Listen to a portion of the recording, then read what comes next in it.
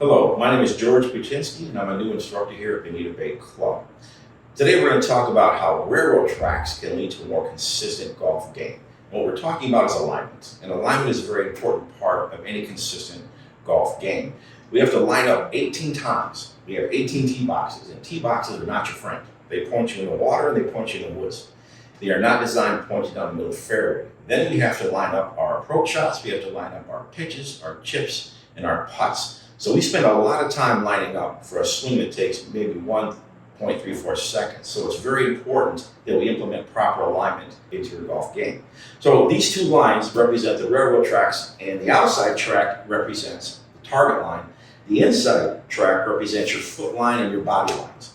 The club face sits perpendicular or square to the outside line. That represents your target line, and your feet are parallel left. Your feet, knees, hips, and shoulders are all parallel left of this target line. And the challenge that I see for a lot of players is in the procedure. It's not identifying the target line.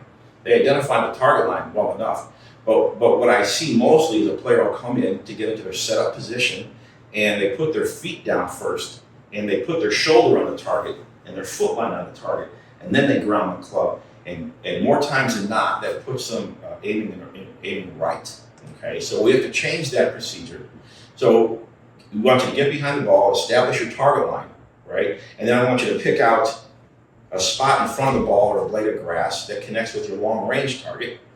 And then I would like you to put the club face down first, and then get your feet when you get it into your setup position and your address position. And when you put the club face down first, you'll line up around a square club face, and you'll start to feel that parallel left condition in your feet and your body lines. Now we can talk about club head path, right? So once we identify the target line, this is the target ball. Now we can start to talk about the inside path to the golf ball and hit that nice draw that we want to hit. So these balls represent a little semicircle on the ground, okay? And you want to approach the ball on the inside path. Once you establish that target line and your parallel left condition with your body lines, now you can have a consistent club head path to the inside of the golf ball, and which will lead to a more consistent square club face at impact, which will provide a more predictable ball flight, a more consistent ball flight, which leads to more fairways hit,